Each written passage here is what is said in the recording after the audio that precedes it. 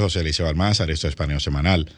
Dando, como siempre, en primer lugar, las gracias a Dios por permitirnos estar aquí con ustedes.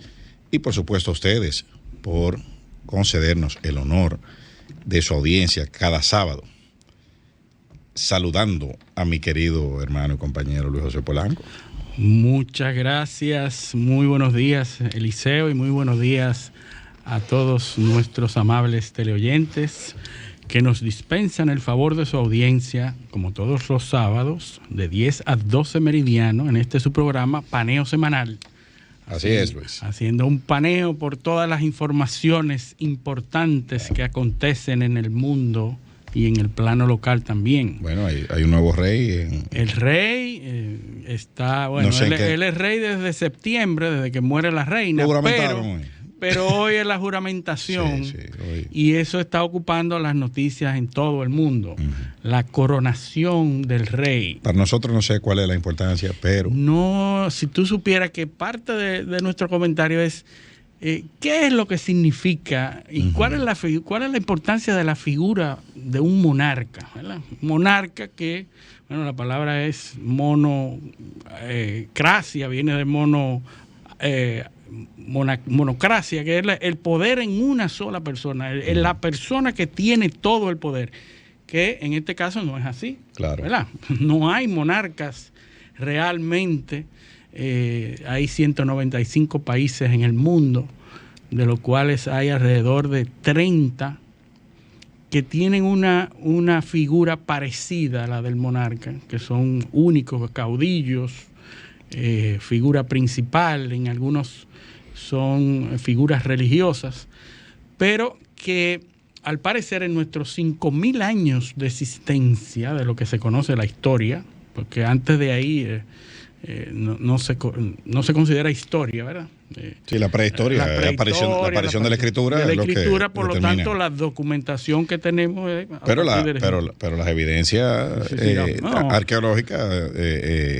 apuntan hacia otra dirección. No, a que sí había monarcas. Habían monarcas, y déjame decirte, en estos días se ha estado corriendo una teoría que algunos científicos están detrás de esa teoría, de las civilizaciones cíclicas y las extinciones de civilizaciones. Hay una teoría muy interesante que dice que cada 10.000 años, cada 15.000 años, se producen unos ciclos extintivos que extinguen a la civilización del momento. Y entonces, basado en esa premisa, se está hablando de que muchos de los monumentos egipcios que existen no son de esta civilización, sino de pasadas civilizaciones, así como otros monumentos en América. Se está hablando de que los aztecas, los incas, los mayas, no fueron los productores de esos monumentos que hoy se encuentran y que hay claros vestigios. Y entonces se habla de que fueron heredados de otras civilizaciones que se extinguieron por la precisión en la construcción y en los acabados de eso. Y la complejidad. Y la complejidad de haber producido ese tipo de documentos que no es coherente con las capacidades que encontraron los conquistadores aquí en España, en América, ¿verdad? Y lo mismo sucede en la parte norte de África, en Egipto, donde hay una cantidad de monumentos que no es coherente con las habilidades que se le reconocen históricamente a esas poblaciones. Pero el caso es que desde toda la vida hemos tenido reyes. Sí. Y parece ser la forma más que parte obvia. Del rasgo evolutivo del sapiens es el vivir en grupos. Sí. La manada. La manada, y el jefe de la manada. La protección del grupo. E inmediatamente hay un grupo, debe haber un líder. Hay un líder. O un liderazgo en el grupo. Fíjate que psicológicamente nosotros estamos programados para y hemos hablado mucho de los experimentos de Solomon, del Milgram, del experimento del espectador indolente. O sea, nosotros tenemos ya más recientemente, siglo XIX, Gustave Le Bon. Porque los experimentos que mencioné son de los años 60, que fue donde más se avanzó en eso. Conducta en masas. La conducta de masa. Nosotros tenemos dos niveles, el individual y el colectivo. Nosotros nos comportamos de diferentes maneras. Así es. Y cuando hay una conducta colectiva, se requiere que haya un liderazgo. Ajá. Y ese liderazgo puede estar encarnado y representado de diferentes formas. Y mientras éramos nómadas, había la manada y el jefe de la manada. Ahora, una vez nos establecimos en una región, un conglomerado más grande. Un conglomerado más grande, entonces ya ahí cobra mayor importancia la figura del monarca o del rey o del jefe. Ahí viene lo del monarca. Recuerda que en la antigüedad, como hablamos, ya sabemos que existían monarcas. Sí. Cuando viene el Imperio Romano, que es la europeización del mundo, del mundo conocido hasta ese momento y que luego llegó a América por importación, por la colonización, la figura del monarca muta, o sea, cambia. Cambia y es el emperador.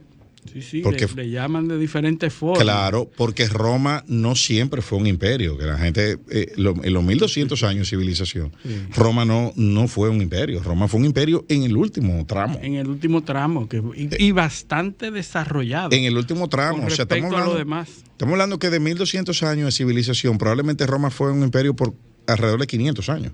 Sí. Empezó más o menos en el 32 antes de Cristo y terminó en el 400 500, sí. O sea que fue más o menos 500 años. Los otros 700 no fue un imperio, hubo república, tiranía, hubo diferentes. Y hubo momentos en que se convirtió en república y volvió de nuevo y no fue un proceso lineal. Exactamente. Entonces, cuando cae el Imperio Romano, es que comienzan a surgir las monarquías. La monarquía de los francos, Francia, o sea, la monarquía y las diversas monarquías del norte de Europa. Sí, hay que decir que en el norte de Europa o en Europa occidental, los que habían eran los celtas. Los celtas eran los que ocupaban toda esa zona de Europa. Y tú sabes, pre-romanos, ¿verdad? Los romanos nunca le llamaron celtas, le decían galios, le decían bárbaros. Porque para los romanos, ellos eran la civilización, lo demás era monte y culebra, como decían aquí. Como dicen aquí. Entonces, fueron expandiendo los romanos y los galios. Fíjate que interesante cómo los galios, los celtas primero, que era el nombre, porque tenían muchas características en común, sobre todo en la religión. Eran religiones que tenían muchos dioses, mucha santería, se pintaban, eran politeístas. Y los romanos eran más organizados y tenían una lógica y eso. Entonces ellos le decían los bárbaros. Los celtas vivían en el occidente y el norte de Europa y fueron siendo conquistados por los romanos hasta que fueron expandiendo. Entonces los romanos comenzaron a ponerle nombre a esa tierra. Pero en el caso de los galios, me llama la atención porque Gales es uno de los reinos o uno de los territorios que están hoy siendo parte del Reino Unido, ¿verdad? Sí. Gales, que de Escocia, hecho Carlos III, que era anteriormente el príncipe Carlos, era de Wales, o sea, de Gales. Él era el principal, la principal realeza de ese territorio. Pero también los galos eran parte de los franceses. Los galos, había muchos sitios. Galicia, por ejemplo, era un territorio donde había celtas en la parte de Iberoamérica, la península ibérica, que era llamada por los romanos como Hispania, ¿verdad? Entonces al norte, en las islas Bretañas, fueron llamados así por los romanos cuando fueron conquistados. Le pusieron Islas Bretañas y entonces Gran Bretaña era la isla más grande, Gran Bretaña.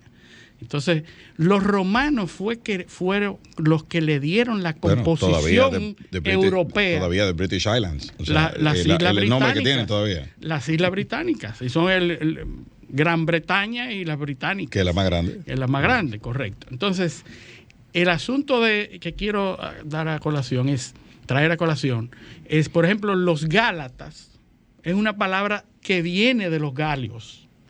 Es decir, habían muchos pueblos ahí que fueron llamados galos porque habían celtas y fueron llamados galos por los romanos, pero se fueron expandiendo porque tenían una misma composición religiosa, social. Y eso es tan así que en la Edad Media hubo varias batallas por el control, porque las monarquías francesas e inglesas en un momento X llegaron a ser estaba la batalla de Hastings, por ejemplo, la primera que me acuerdo. Ahí hubo dos batallas importantísimas ahí. Que el control de la monarquía francesa sobre ese territorio de lo que es hoy Gran Bretaña se disputaba. A tal punto que Emmanuel Macron es el primer jefe de Estado francés que va a una coronación. A una coronación. Sí, porque existen esas divisiones desde esa época. Porque los franceses nunca, desde la Edad Media, renunciaron al control. O sea, la monarquía francesa nunca renunció a las posesiones. A las posiciones defensivas. Y entonces no había una cuestión protocolar que no iban los jefes de Estado franceses. Sí, yo recuerdo la conquista de los normandos. Exactamente, los normandos, exacto, gracias. Ahora ese era el término que me estaba buscando. O sea, el primer jefe de Estado francés que va a una coronación es Macron. Macron. Pero otro dato, tú sabes que la coronación tiene una conexión divina. Sí, es porque dado el poder, por Dios. Exacto, el poder. Dios dijo que era él. Lo mandó y eso es. Exacto. Por eso en España no hay coronación.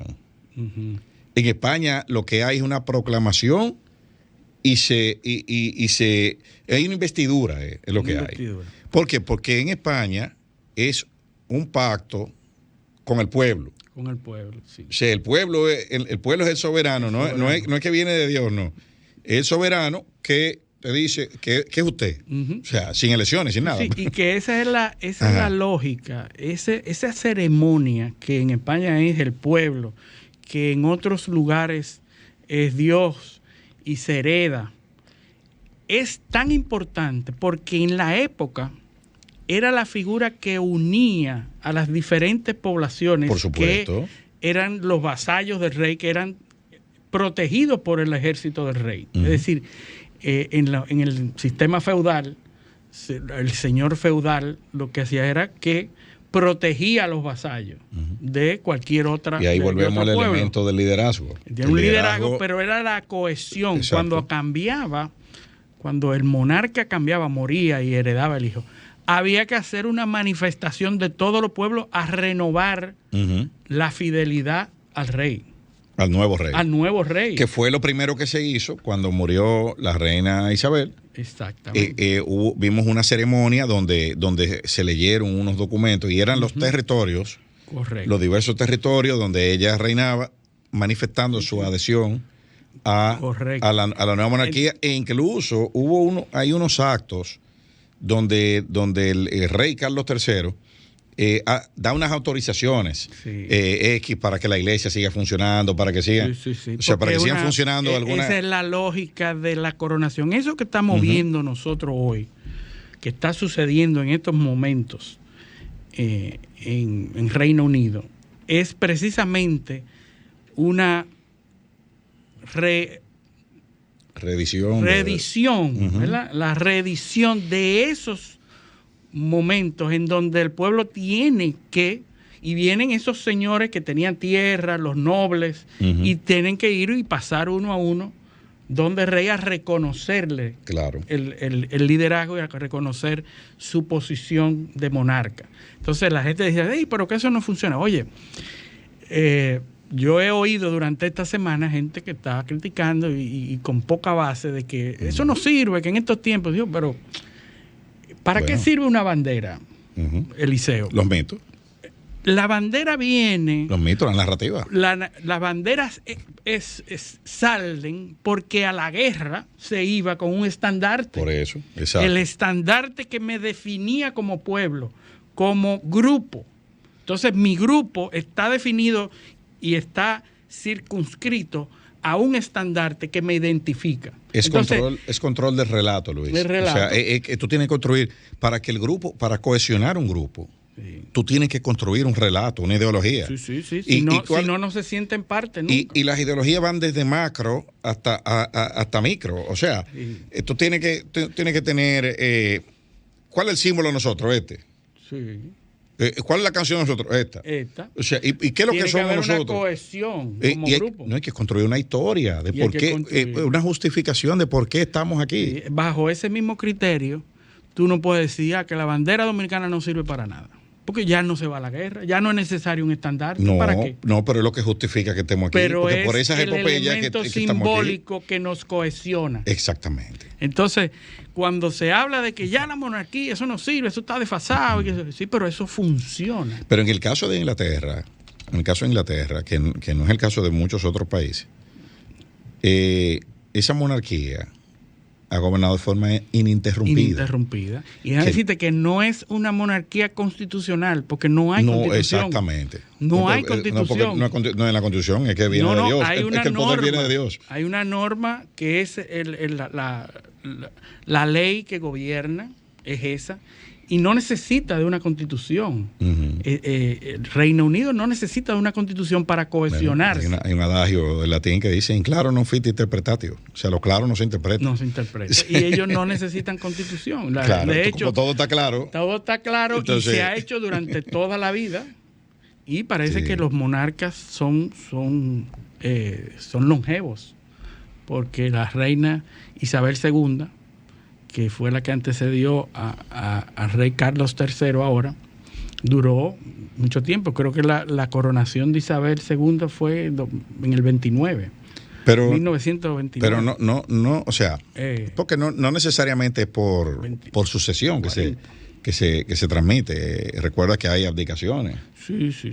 O sea, la línea no siempre es hereditaria, en descendencia directa, sino que eso puede variar. Por eso hay los ordinales de sucesión, es decir, tú eres el segundo en la sucesión, el tercero, el cuarto, el quinto. Sí, pues la sucesión, esa es otra cosa que hay que aclarar. La sucesión va en descendencia. Sí. O sea que, por ejemplo, el hijo del rey es el príncipe. Sí. Pero si el príncipe tiene un hijo, aunque el príncipe muera y tenga un hermano, le toca, cambia. Es al hijo que le toca. Claro, por eso era tan importante en la antigüedad la natalidad, que el rey tuviera un heredero. No, y que fuera varón, sí. Porque la primera, eso se cambia, sí. Eso se cambia con creo que con Isabel, sí. Es que se cambia esa cuestión. Sí, porque eran varones solamente. Eran varones. Recordemos la historia triste de Enrique VIII, sí. Que buscando el varón, sí. Acabó se casó 4 veces y hubo 3 esposas que terminaron. No hubo manera. 3 esposas terminaron ejecutadas. Sí, porque no daban el varón. Sí, eran las culpables. Y cuando, había que intentarlo de nuevo. Entonces se morían. Y cuando finalmente tuvo el varón, pues el niño resultó, creo que hemofílico, sí. Y murió bastante joven, murió sí. Como de 12 o 13 años. Y le tocó entonces a una de las hijas, lo que él no quería. Lo que él no quería, como quiera. porque él estaba negado. Pero bueno. Sí, esa es la idea. Bueno, y entonces el asunto y de lo que se está hablando hoy es de el ascenso de Carlos III y las situaciones que se podrían plantear. Porque es cierto que no son los mismos tiempos de antes. Encuentra a un Reino Unido con otra posición que no es la misma colonialista, no tan unido en el mundo, ni con tanto liderazgo mundial.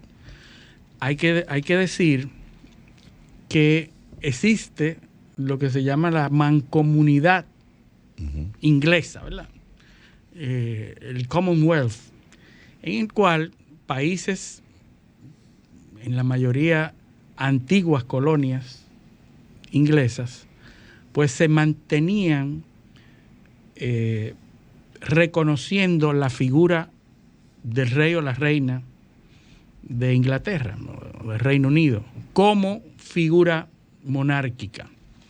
Eso es el caso de Australia, el caso de Canadá, el caso de muchas de las islas del Caribe, que a pesar de tener cierta independencia, porque los tiempos así lo demandaron, las últimas colonias inglesas hace apenas menos de 40 años. En el caso de Inglaterra, por ejemplo, el liderazgo y la figura que tenía la reina Isabel II era un peso específico. Era un peso muy fuerte que dicen que Carlos III no lo tiene. Y entonces ahí encuentran, a isla, por ejemplo, Barbados, el año pasado, dijo que no. Dijo que ya no lo iba a reconocer. Que era con ella. Que no hicieron alusión específica a la reina, pero ya están saliéndose de ese asunto, ¿verdad? Entonces, ahí entendemos que va a suceder una recomposición de todas esas... Lo que pasa es que Carlos, al ser príncipe por tantos años y no tener roles protagónicos, porque quizá por su personalidad o quizá por la personalidad de la reina, que era muy era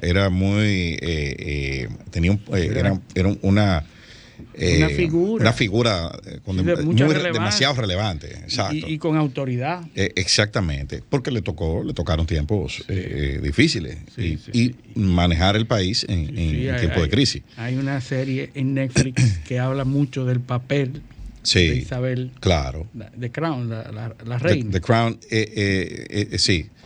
Pero lo que te digo es que los roles que a ella le tocó jugar fueron bastante importantes. Entonces, quizá eso, unido a su personalidad y a la personalidad de Carlos, que al parecer no es una persona que gusta mucho de la cámara.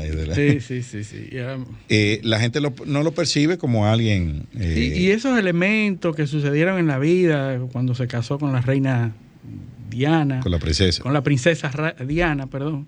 Y que haya muerto, se haya casado entonces con la hoy reina consorte Camila, que era una amiga de infancia, mucho mayor que él, y se le dio, ¿verdad? Sí. Llegó a reina Camila, que no se esperaba. La jefa.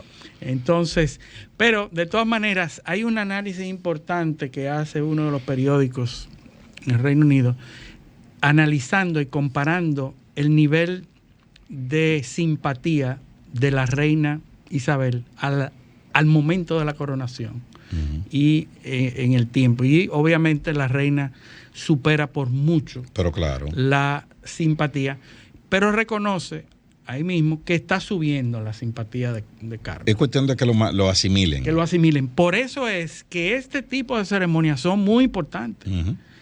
Y decían, pero un gasto de dinero increíble, ¿para qué se ponen a hacer eso? Si eso es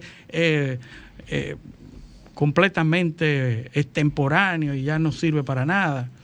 Bueno, es que en este tipo de manifestaciones, tradicionalmente, es que se le reconoce al rey la figura y la simpatía del pueblo. Sí, que eso tiene unos valores intangibles. Para la convivencia social y la cultura de ese pueblo, ¿no? Entonces, eso no se puede ver como un desperdicio, meramente, estricto sensu. Así es. Sino que es algo que eso es parte de la norma de esos pueblos, ¿no? Y de la cultura, como dije antes. Entonces, claro, nosotros no lo entendemos, porque eso nunca ha formado parte de nuestra... Nuestra idiosincrasia. Nosotros no vivimos eso. Nosotros hemos tenido jefes, pero no reyes. Sí, muy parecido. Sí. Es verdad. Ahora bien, tú sabes que en estos últimos tiempos, sobre todo en abril se conmemora un año más de la masacre.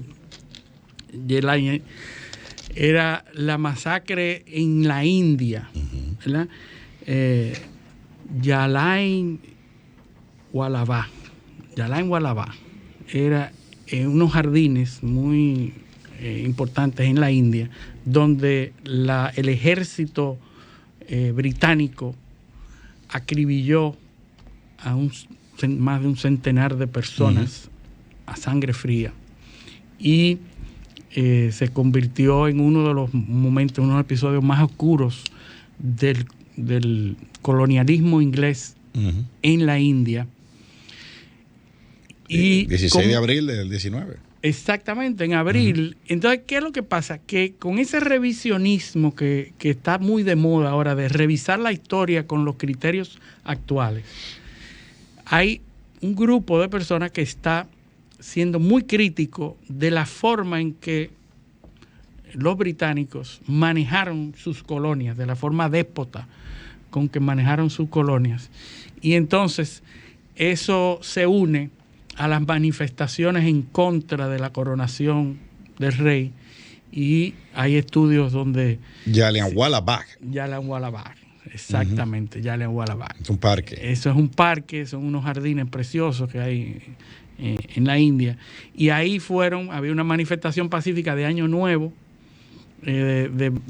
desarmada, muchos ciudadanos comenzaron a protestar pacíficamente sobre una disposición, y fueron abatidos, ametrallados. 120 muertos. 120 muertos. Entonces, eso está tomando peso, porque hay toda una corriente ahora de comenzar a ver hechos hacia atrás y satanizarlo y verlo.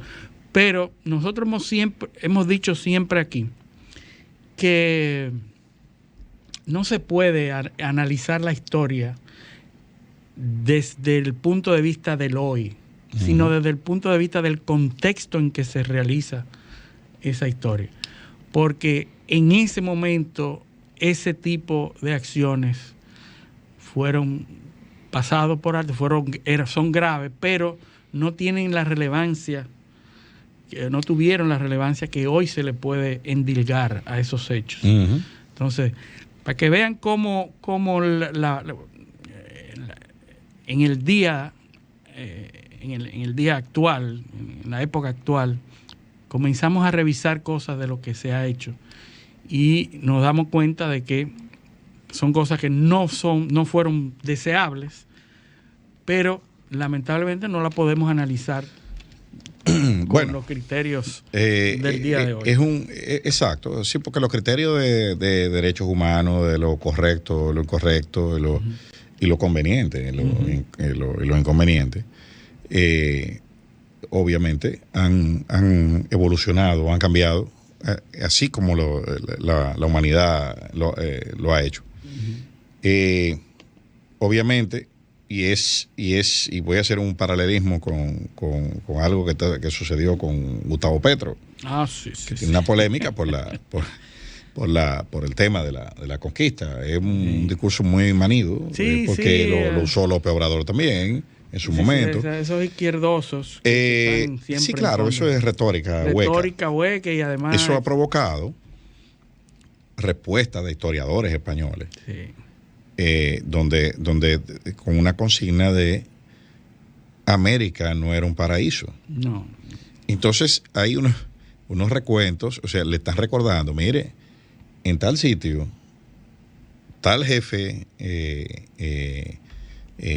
inca o pero ven acá, mató, ordenó la muerte de tanto, y entonces con la fuente, los sacrificios que se hacían, no, y con la fuente, con los códices incas, con los códices mayas, con los códices aztecas. Eso se une con la parte que hablé inicialmente de las teorías científicas, de que establecen una disociación de los niveles tecnológicos que adquirieron ciertos habitantes para producir esos monumentos y esas obras arquitectónicas, y la disociación de los comportamientos sociales primitivos, pero no se compadecen. Pero no te creas, porque nosotros tenemos que irnos ahora a una pausa, pero te voy a dejar con esta idea. No te creas que los comportamientos de barbarie son necesariamente proporcionales a los niveles de desarrollo de una sociedad. Sí.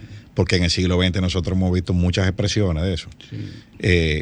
Por ejemplo, vimos cómo en una de las zonas donde la gente tiene mayor nivel cultural en Europa, era Alemania. O es Alemania, cómo surgen ideologías radicales que sirven de base para exterminar a millones de seres humanos. Sí. Cómo vemos que, por ejemplo, Suecia, los países escandinavos adoptan una política de control poblacional agresivo, sí, que tiene una línea muy fina con el respeto a los derechos fundamentales. O sea, y esas son sociedades adelantadas. O sea que la conducta violenta es reptiliana, es la parte que está en el cerebro. Pero bueno, vámonos a la pausa. Esto es Paneo Semanal, no le cambien. Paneo.